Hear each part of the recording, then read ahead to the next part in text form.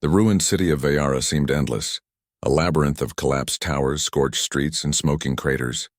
Captain Elias Ward moved silently, carrying the small Vayari girl, Lyra, through the jagged remains of what had once been a bustling city. The night air was cold and heavy, and every shadow seemed to hide danger. Behind them, the hum of Vayari patrol drones grew louder. Sensors were active, scanning for heat signatures, sound, and movement. Elias kept low, pressing Lyra's small body close to his chest. Her head rested against his shoulder, eyes wide with fear. He whispered to her softly, trying to calm her shaking body. "We're okay for now," he said, "but we have to keep moving. Can you walk a little?" She nodded, her tiny fingers gripping his sleeve. Step by step, they moved across the rubble. Elias led her along narrow alleys through gaps in collapsed buildings, always keeping an eye on the sky. The Vayari drones were relentless. Their sensors were precise and their weapons lethal. Elias's mind raced. He could not fight the drones head-on. Their plasma blasters would cut through both of them in seconds. He needed a plan, something clever, something only a human could think of. He remembered a half-destroyed underground transit tunnel a few blocks away. If they could reach it, they might lose the drone's line of sight. But the route was risky. It passed through open streets, littered with rubble and enemy patrols. "We can do this," Elias whispered to Lyra. "Stay close to me, and do exactly what I say." She nodded again, trusting him completely. Her trust gave him strength. He adjusted the strap of his pack and tightened his grip on her. Then they sprinted into the open street. The first patrol appeared almost immediately. 2 Vayari soldiers moving cautiously, weapons drawn. Elias fired quickly, precise shots that took them down silently. He could not afford to waste bullets. Every shot counted. The girl ducked instinctively, her small hands covering her face. Elias pulled her forward. "Almost there," he murmured. The street ended in a massive crater. Fire from recent bombardments crackled around the edges. Elias paused, scanning for another path. Across the crater, he saw what looked like a fallen bridge. It was narrow, unstable, but it was their only option. He placed Lyra on the edge first, guiding her carefully. "Hold on to me tightly," he said. She nodded, fear in her eyes. Step by step, they crossed the bridge. It shook beneath their weight, pieces falling into the fiery pit below. Elias's heart pounded, but he kept steady, keeping his balance and urging Lyra to do the same. Finally, they reached solid ground. Elias exhaled, but the relief was short-lived. Above them, the drone hovered, sensors locking on. A soft whir of plasma-charged weapons told him they had been detected again. "No rest yet," he muttered. He led Lyra into the ruins of a half-collapsed apartment building. It was dark, filled with broken furniture and jagged debris. They moved silently, finding a hidden corner where the drone's sensors could not reach. Elias allowed himself a moment to breathe, his forehead pressed to his knees. Lyra crawled closer to him, her small hands brushing against his arm. She spoke softly in broken human. "You're brave," she said. Elias smiled, tired but proud. "You're brave too," he said. "Braver than anyone I've ever known." They stayed in the shadows for hours. Outside, the war raged on. Explosions shook the ground, distant screams echoed through the streets, and fire lit the skyline. But inside the ruins, Elias and Lyra shared a fragile peace. When the first light of dawn crept into the ruins, Elias knew they could not stay. They had to keep moving before Vayari reinforcements arrived. He led her through a series of back alleys, using routes only he could navigate. Lyra watched him carefully, memorizing the path. Her sharp eyes noticed weak walls, broken ladders, and hidden passages that even Elias had almost missed. "You're learning fast," he said. Impressed. She nodded, pointing toward a wall with a half-hidden opening. Elias pushed aside the rubble and found a narrow passage leading underground. A service tunnel, abandoned and mostly blocked. "Perfect. This will take us out of the city," he said. "We'll be safe, at least for a little while." The tunnel was dark and damp. Elias guided Lyra through it, careful not to make noise. Every footstep echoed, reminding him how fragile their safety was. Outside, the sounds of war were distant but constant. Hours passed as they crawled through the narrow passages. Elias's muscles ached, his lungs burned, but he did not stop. Lyra stumbled once, and he caught her, pressing her against him. "You can do it," he whispered. "We're almost there." Finally, they emerged into a forest at the edge of the city. The air smelled of damp earth and pine. Birds, if they still existed, had fled long ago, leaving the forest silent except for the distant echoes of battle. Elias allowed himself a moment to relax. Lyra's small hands touched the trees in wonder. "See," he said, "there's life outside the war," but their relief was short-lived. Shadows moved among the trees. Veori patrols had tracked them, using both drones and ground scouts. Elias drew his rifle, scanning the forest. "We're not out of danger yet," he said. The first scout emerged from the shadows, a tall Veori warrior, plasma blade raised. Elias fired, the shot precise. The scout fell, but more appeared, surrounding them from multiple directions. Lyra's eyes widened in fear, and Elias realized they were outnumbered. He pushed Lyra behind him, raising his rifle. "Stay close," he said. Then an idea struck him. He scanned the area and spotted a small ravine nearby. If he could lure the patrol into the ravine, he could use the terrain to their advantage. "Follow me," he shouted, sprinting toward the ravine, Lyra clinging to him. The Veori followed, confident in their numbers. But Elias knew the terrain better. He led them over uneven ground, ducking behind rocks, forcing them to split up. Plasma bolts ricocheted off the stones, sparks flying. The forest shook with each explosion. Finally, he reached the edge of the ravine. A misstep here would be deadly. Elias turned to Lyra. "Ready?" he asked. She nodded, fear in her eyes but trust in her heart. Together they leaped across a narrow section of the ravine, landing safely on the other side. The pursuing Veori, overconfident and clumsy in the unfamiliar terrain, fell one by one into the deep ravine. Some scrambled back up, but Elias and Lyra had already disappeared into the thick forest. They ran until their legs burned, stopping only when they were sure they had lost their pursuers, for now. Elias leaned against a tree, catching his breath.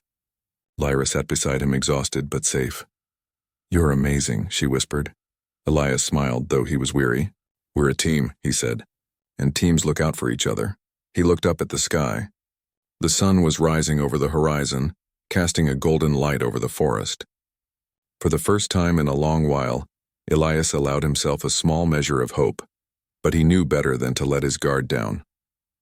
Queen Serath, Lyra's mother, would not let her child be taken so easily.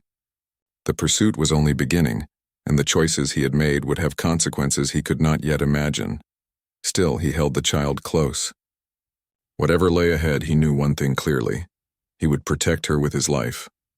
And in that resolve he found strength, human strength, the kind that no weapon could break. Together, human and child, they vanished into the forest, the fires of war fading behind them, replaced by the dangerous, uncertain, and wild path ahead. The sky above the planet Zithera burned with a pale violet light. From the towering spires of the royal palace, one could see entire cities stretched out below, gleaming like jewels in the alien sunlight. Princess Lysera stood at the highest balcony, her long silver hair brushing against the cold metal railing. Her violet eyes, wide with disbelief, were fixed on the distant horizon. "No, no, father. Not a human," she whispered, her voice trembling.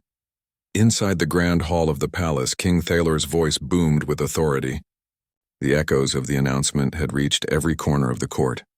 Every noble, every minister, every soldier had turned to listen. The king's decree was simple but shocking. Princess Lysera, heir to the throne of Zithera, would marry Captain Elias Varn, a human mercenary known throughout the galaxy as a ruthless warrior. Lysera's heart pounded. Humans were creatures of chaos, unpredictable and dangerous. Their skin was pale and soft, their emotions raw and uncontrolled. Stories told by travelers painted them as violent, cunning, and without honor. The idea that one would become her husband, her consort, her protector, was unbearable. She turned away from the balcony, pacing back and forth in her private chambers. "Father doesn't understand," she muttered. "He thinks this is about politics, about alliances, but he doesn't know what humans really are." Her hand brushed against a small crystal pendant, a gift from her mother, who had passed when Lysera was a child. The pendant seemed to vibrate faintly in her hand, almost as if sensing her fear. She closed her eyes and tried to calm herself. But the fear gnawed at her like a living thing. Meanwhile, far from Zithera, aboard the human starship Resolute, Captain Elias Varn studied a holographic map of the planet. His dark eyes scanned the terrain with precise attention. noting the locations of military outposts, cities, and potential danger zones. To a casual observer, he might have seemed cold and calculating, almost cruel, but Elias was not heartless. He had survived countless battles, yes, and he had done what others considered ruthless, but only when necessary. His reputation as a mercenary was more a testament to his efficiency than his morality. And yet he knew the story he would arrive to find: the alien princess, terrified of him before even meeting him. A sigh escaped his lips. Humans often had a way of being misunderstood by other species, but this would be a challenge. He had faced many, but none like this. When he landed on Zithara, the palace doors opened like the jaws of a giant beast. Guards in shimmering armor saluted him, their alien eyes suspicious.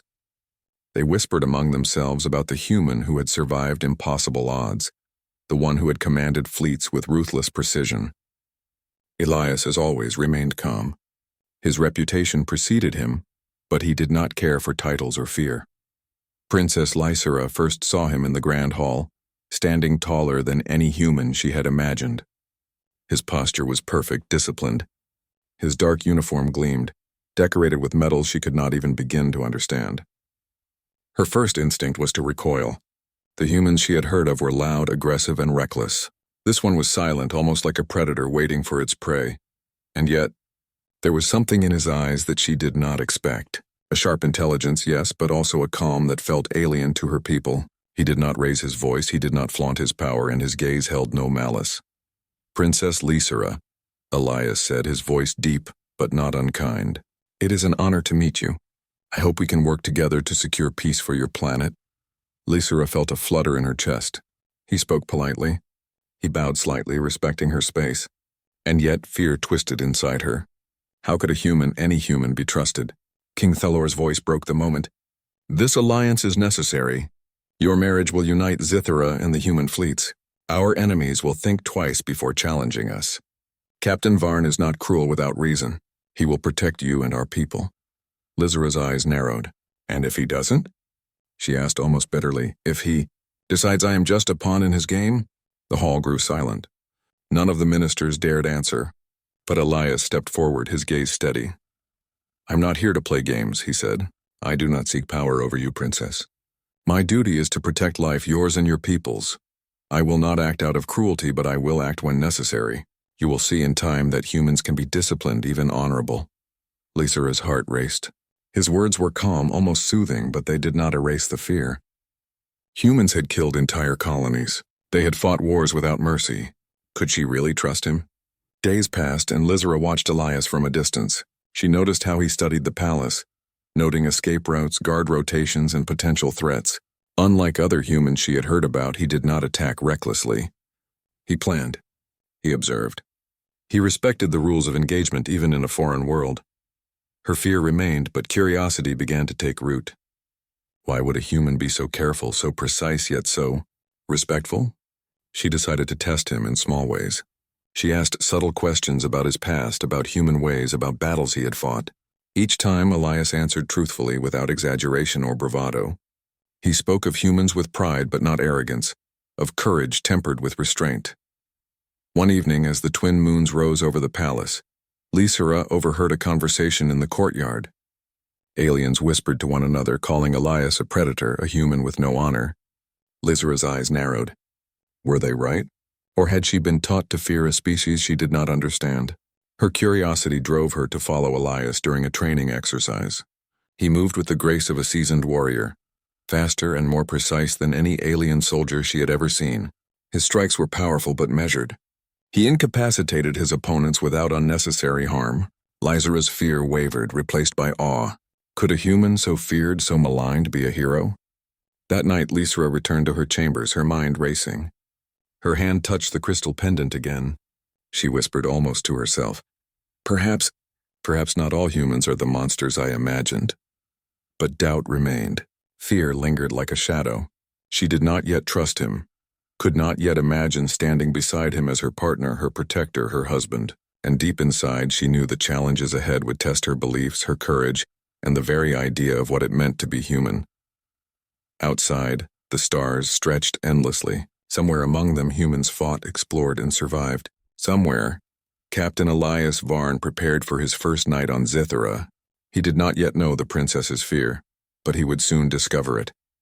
And perhaps in time he could prove that humans were more than their reputation. Lizera closed her eyes and let out a long breath.